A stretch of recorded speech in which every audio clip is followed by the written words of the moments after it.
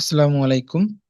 আজকে আমরা জানবো আমাদের অবজেক্ট ওরিয়েন্টেড প্রোগ্রামিং এর একটি বেসিক কনসেপ্ট অপারেটর ওভারলোডিং সম্পর্কে। অপারেটর ওভারলোডিং সম্পর্কে জানতে হলে আগে আমাদের জানতে হবে অপারেটর কি। অপারেটর হলো এমন একটি সিম্বল বা চিহ্ন যার মাধ্যমে কোনো অপারেশন বা কাজ করা হয়। অর্থাৎ আমাদের কাছে অসংখ্য অপারেটর আছে, যেমন আমরা যোগ, বিয়োগ, গুণ, ভাগ এগুলোর মাধ্যমে আমরা অপারেশন করি। অপারেশন করে কোনো আমরা একটা ফলাফল পাই।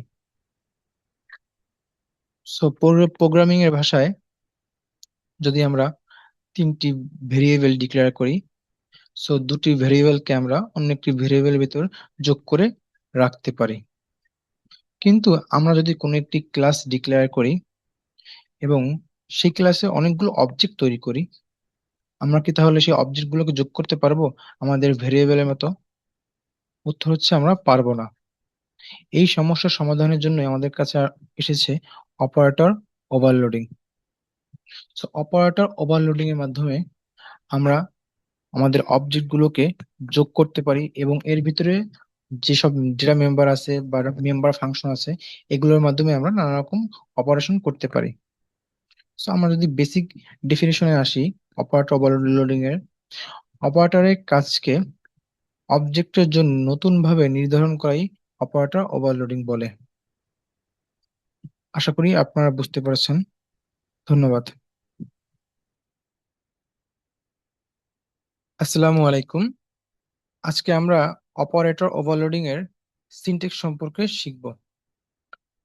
আমরা জানি যে কোনো একটি ফাংশন ক্লাসের ভিতরে এবং বাইরে আমরা ডেফিনেশন দিতে পারি। আমরা ক্লাসের বাহিরে ডেফিনেশনের মাধ্যমে আমরা আসলে আজকে অপারেটর ওভারলোডিং ফাংশনের কাজটি বুঝতে চেষ্টা করব। সো আমরা একটি এক্সাম্পলের মাধ্যমে এটি আসলে বোঝার চেষ্টা করব।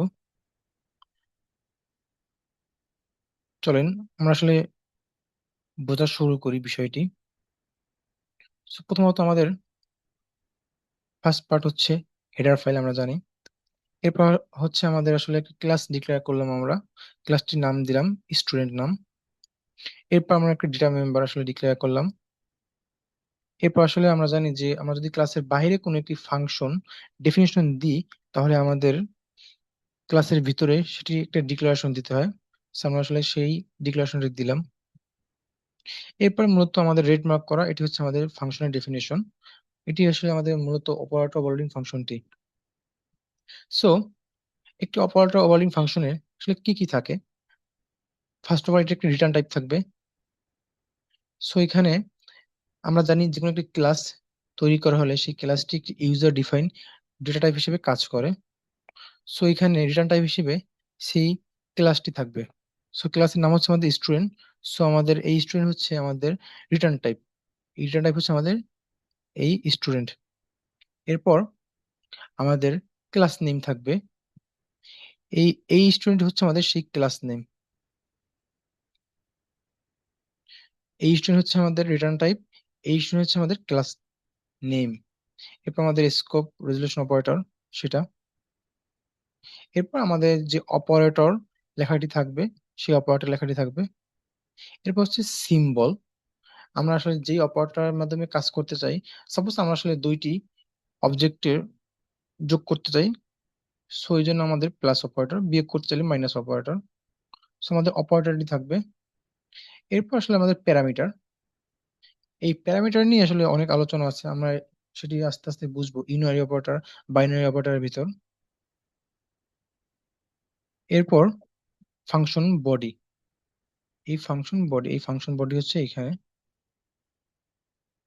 আমরা আসলে আমাদের মেইন ফাংশন থেকে আমাদের ফাংশন আসলে বোঝা শুরু করি। প্রথমত আমরা আসলে স্টুডেন্ট নামে একটি ক্লাস ডিক্লেয়ার করেছি। সেই ক্লাসের তিনটি অবজেক্ট S1, S2, S3 আমরা আসলে তৈরি করেছি।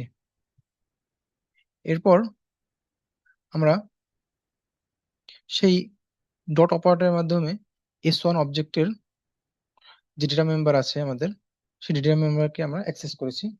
অ্যাক্সেস করে সেই ডেটা মেম্বারের ভিতরে আমরা আসলে ভ্যালু বসিয়েছি বা ভ্যালু ইনিশিয়ালাইজ করেছি।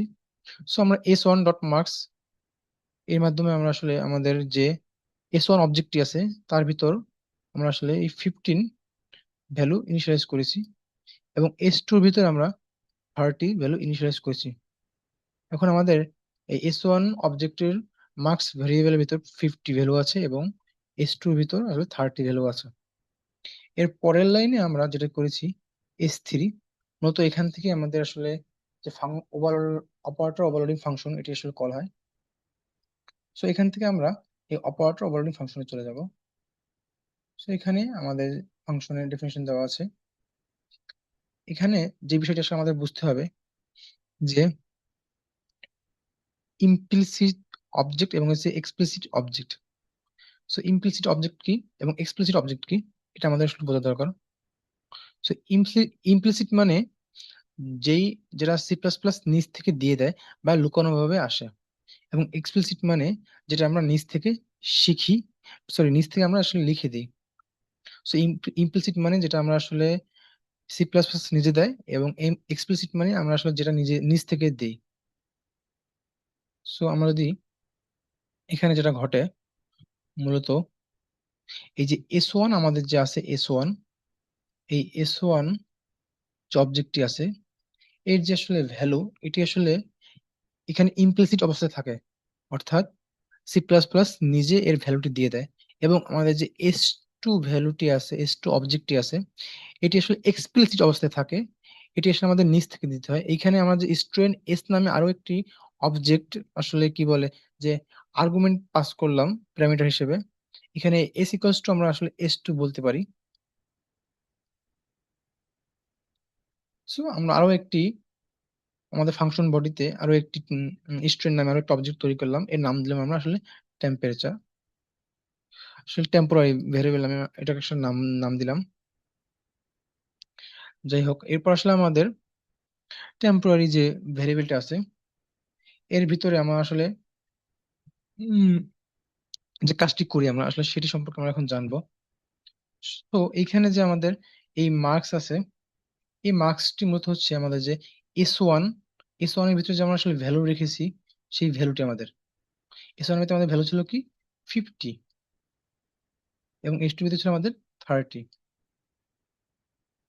সো এই ইমপ্লিসিট অবস্থায় এই মার্কস, শুধু মার্কস লেখার কারণে আমাদের S1 এর যে ভ্যালুটি এটি আমাদের এখানে চলে আসে, মানে এই মার্কসের ভিতর চলে আসে আমাদের। সো এখানে 50 ভ্যালু চলে আসলো।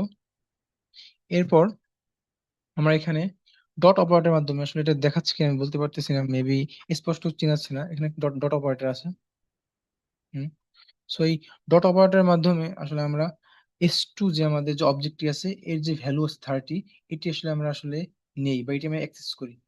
এটি অ্যাক্সেস করে আমরা আসলে এইখানে বসিয়ে দিই 30। এরপর আসলে আমাদের যে আমার যে ভেরিয়েবলটা আছে রিটার্ন, এটা আমরা আসলে রিটার্ন করে দিই। রিটার্ন করলে আমরা আবার এখানে চলে আসি, এবং এখানে আমাদের যে S3 আছে, এই S3 আরেকটি অবজেক্ট, এই অবজেক্টের ভিতরে আসলে আমাদের যে রিটার্ন ভ্যালু 50 + 30 যোগ করলে আমাদের 80 18 হবে। সো 80 ভ্যালুটি আমাদের এর ভিতরে সেভ হয়ে যায়। সো এরপর আমরা আসলে এই S3 ডট মার্কস এর মাধ্যমে আমরা আসলে এই S3 অবজেক্টের ভিতর যে ভ্যালু আছে এটা আমরা আসলে অ্যাক্সেস করি, এটা আমরা আসলে প্রিন্ট করে দিই। সো মূল কথা হচ্ছে এইখানে কনফিউশনের যে বিষয়টা আমাদের, যে এই যে মার্কস, এখানে মার্কস, এখানে এইচ ডট মার্কস, এই দুটো বুঝতে হলে আমাদের মার্কস হচ্ছে এখানে ইমপ্লিসিট অবজেক্ট হিসেবে কাজ করে, এবং এস ডট মার্কস এখানে এক্সপ্লিসিট অবজেক্ট হিসেবে কাজ করে। তো S1 হচ্ছে আমাদের ইমপ্লিসিট অবজেক্ট, সেই কারণে আমরা এখানে সরাসরি মার্কসের ভ্যালুটি পেয়ে যাই মার্কস লেখার মাধ্যমে। আমাদের আসলে S1 এর ভিতরে ঢুকে বা অ্যাক্সেস করতে হয় না, কাইন্ড অফ বলা যায়, বা অ্যাক্সেসটি আসলে সি প্লাস প্লাস নিজেই করে দেয় এটা বলা যায়। এবং S2 আমরা আসলে নিজে লিখেছি, এই কারণে আমাদের এস ডট অপারেটরের মাধ্যমে এটি আসলে নিজে থেকে গিয়ে অ্যাক্সেস করতে হয়। এরপর জাস্ট আসলে ভ্যালু দুটি যোগ, এই যে ভ্যালু দুটি পেয়েছি আমরা ওইটা আসলে যোগ করে দিয়েছি। যোগ করে আসলে আমাদের টেম্পোরারি ভ্যারিয়েবল মার্কস নামে যে আমরা আসলে ভ্যারিয়েবল ডিক্লেয়ার করছি সেখানে আসলে ভ্যালুটা রাখা হয়। এরপর আসলে সেটা আসলে S3 ভিতরে রিটার্ন করা হয়, সেটা রিটার্ন করার পরে S3 ভিতরে রাখা হয়, এবং সেটি আমরা আসলে S3 ডট মার্কস এর মাধ্যমে আমরা আসলে প্রিন্ট করতে পারি, আমরা আসলে সেটি প্রিন্ট করে দিই। আশা করি আপনারা বুঝতে পারছেন। যে কোনো কনফিউশন থাকলে আপনারা আসলে কমেন্ট করে জানাতে পারেন। ভালো থাকবেন সবাই। সামনে আমরা আসলে ইউনারি অপারেটর, বাইনারি অপারেটর সম্পর্কে জানার চেষ্টা করব। সো আমরা আমাদের প্রোগ্রামটি একটু ভিজুয়ালাইজ করতে যাই ভিএস কোডের মাধ্যমে। প্রথমে আমাদের হেডার ফাইল, এরপর হচ্ছে আমাদের ক্লাস তৈরি করা। সো আমাদের ক্লাসের ভিতরে আমাদের অপারেটর ওভারলোডিং ফাংশনকে ডিক্লেয়ার করা। এরপর আমাদের ফাংশনটি ডেফিনেশন দেওয়া। এরপর মেইন ফাংশনের ভিতরে আমাদের অবজেক্ট ক্রিয়েট করা ক্লাসটির। এরপর ভ্যালু ইনিশিয়ালাইজ করা। এরপর আমাদের কাজ করা। দেন আমাদের ভ্যালু রিটার্ন হওয়ার পরে S3 অবজেক্টের ভিতর থেকে আমাদের ডট অপারেটরের মাধ্যমে মার্কস ভ্যারিয়েবলটি অ্যাক্সেস করে ভ্যালু প্রিন্ট করা। সো আমরা যদি আমাদের ভ্যালু চেঞ্জ করে দেখি, এখানে 50 আছে, আমরা এখানে 40 দিই, এবং S2 অবজেক্টের ভিতরে আমাদের ভ্যালু যদি আমরা 60 দিই, দেন আমরা যদি আমাদের কোডটাকে রান করি, আমাদের উত্তর দেখতে পাবো আউটপুট।